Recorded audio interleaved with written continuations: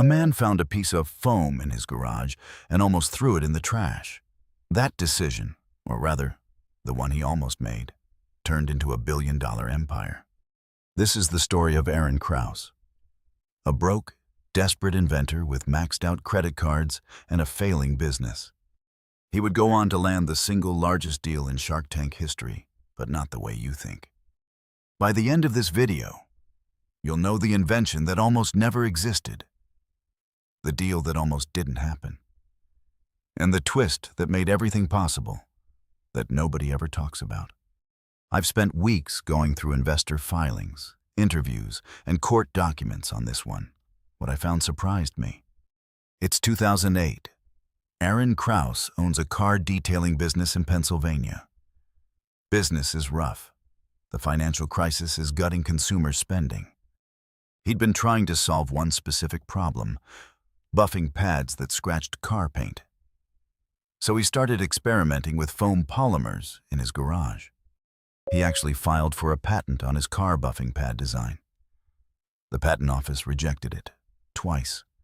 Defeated, he shoved the leftover foam discs into a box in his garage.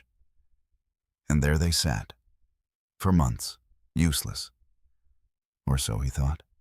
One evening, washing dishes, he grabbed one of those foam discs to scrub a greasy pan. What happened next changed everything. The foam changed texture in hot water. It went soft and pliable. In cold water, it hardened and became more abrasive. No sponge on Earth did that. He had stumbled onto a temperature-activated cleaning technology by accident, while trying to solve a completely different problem. But here's the first thing most people get wrong about this story. The sponge wasn't the invention that almost destroyed him first. Most people don't know that Aaron had already built and sold one company before Scrub Daddy. And that company nearly ended him financially and legally. His car detailing business had grown. He'd actually invented a line of buffing pads, the same ones that got rejected by the patent office. He tried to sell the buffing pad company to 3M, the massive industrial manufacturer. They passed. No interest. He eventually sold the car buffing business to a private buyer. The deal seemed like an exit. It turned into a trap. The buyer ran the business into the ground, then sued Aaron, claiming the business had hidden liabilities. He was staring at a lawsuit he hadn't expected. Legal fees were mounting. His wife was watching their savings evaporate. He had no income, no product, and no clear path forward. But here's where it gets interesting. It was exactly this desperation that made him reconsider that box of foam discs in the garage. When you have nothing left to lose, a weird temperature-sensitive sponge starts looking a lot more interesting. He started testing the foam as a kitchen sponge, giving prototypes to neighbors, watching their reactions. The feedback was consistent. This thing cleans better than anything I've used, and it doesn't scratch, and it doesn't smell. He cut the foam into a shape, not a rectangle. Everyone makes rectangles. He cut it into a face, a smiley face, with 2 holes for eyes. The eye holes weren't decorative. They gave your fingers a grip and let you clean utensil handles. Form and function, disguised as a smile. He had a real product, but he had no money to launch it, no retail relationships, and no brand. He needed a miracle or a TV show. Most people don't know how close Aaron Krause came to never appearing on Shark Tank at all. He almost didn't apply. His wife convinced him to send in the audition tape. He did, reluctantly. Weeks passed. Then the call came. He was booked for season 4 of Shark Tank, airing in 2012. He had 1 shot, 1 room, 5 sharks. He walked in, asking for $100,000 in exchange for 10% of his company. That's a $1 million valuation for a sponge. The sharks were skeptical. You could see it. A sponge? A smiley face sponge?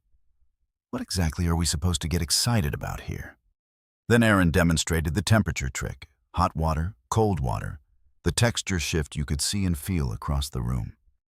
The room shifted. You could feel it. Lori Greiner, the queen of QVC, leaned forward. Lori knew QVC.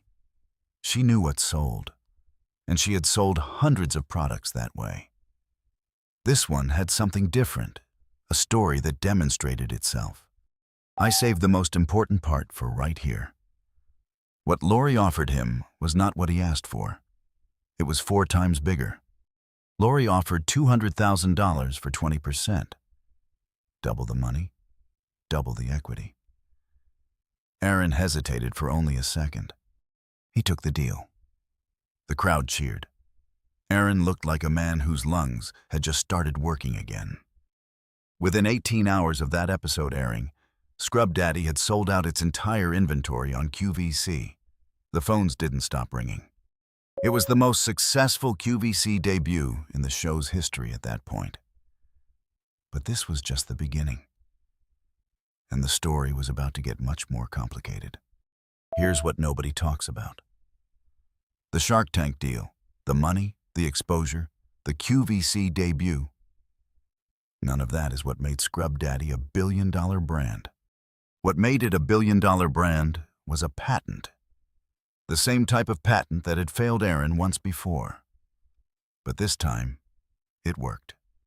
Aaron had quietly filed a patent on the polymer formula, the specific chemistry that makes the sponge change with temperature. Nobody else had it. Nobody else could copy it. Every competitor who tried to copy Scrub Daddy hit a wall. That wall was a federal patent. Aaron had learned from his first rejection. This time, he protected everything. But here's where it gets interesting. Even with the patent, Lori and Aaron faced a retailer problem that almost killed all their momentum. Major grocery chains didn't want a quirky-shaped sponge with a face. It didn't fit their planogram. It looked like a toy. Lori's strategy was counterintuitive. Don't fight the retail buyers. Build consumer demand so strong that retailers come to you. She poured into QVC appearances, 12 of them in the first year alone. Each appearance sold out. Word spread. Then social media kicked in. Before influencer marketing had a name, Scrub Daddy was going viral in Facebook cooking groups and mommy blogs. Actual users filming themselves being amazed. Then the twist that reframes this entire story. The retailer who finally said yes and changed everything was one Aaron had been told to skip. It was QVC itself that opened the Walmart door. The sales data from QVC was so overwhelming that Walmart's buyers couldn't ignore it. Numbers did what a sales pitch couldn't. Walmart put Scrub Daddy on national shelves. Then Target, then Bed Bath & Beyond. Then every grocery chain that had said no came back and said yes. By 2014, just 2 years after Shark Tank, Scrub Daddy crossed $50 million in sales. A sponge, $50 million. If you're finding this story genuinely mind-blowing, hit like. There are more stories like this on the channel that you're probably not going to want to miss. What nobody talks about is what happened inside Scrub Daddy as it scaled. The product was a hit. The company behind it was being completely reinvented. Aaron had to hire. Fast. The garage inventor became a CEO overnight. He had to learn supply chain, international manufacturing, and retail compliance simultaneously. He expanded the product line. Scrub Mommy. A dual-sided sponge with a flex texture side and a soft side. It became the fastest-selling Scrub Daddy product ever. Then came the seasonal editions. Halloween Scrub Daddy. Christmas colors. Limited runs that sold out in hours. A cleaning product behaving like a sneaker drop. The TikTok era hit and Scrub Daddy erupted. Their brand account posted unhinged, self-aware comedy content. It went viral, repeatedly. By 2023, Scrub Daddy had crossed $1 billion in cumulative retail sales from a patent rejection and a garage experiment. It is to this day the most successful product in Shark Tank history. Not a tech startup, Not an app, a sponge. So what's the real lesson here? It's not go on Shark Tank. Thousands have. Most didn't change their lives. The lesson is what Aaron did before the show. He failed. He patented his failure. He accidentally invented something better. Then, he protected it. The Shark Tank check was a catalyst. The patent was the moat. The consumer love was the engine. You need all three, in that order. And remember that man who almost threw the foam in the trash? He said later, the worst moment of his business life is what forced him to find the best idea of his life. The trash bin was actually the beginning. He just didn't know it yet. If this story hit differently than you expected, subscribe. We cover the real stories behind products and companies that most people only know the surface of. Next up, the inventor who took on Gillette and nearly won. A billion-dollar razor war that started in a Harvard dorm room. That story is right here, or he is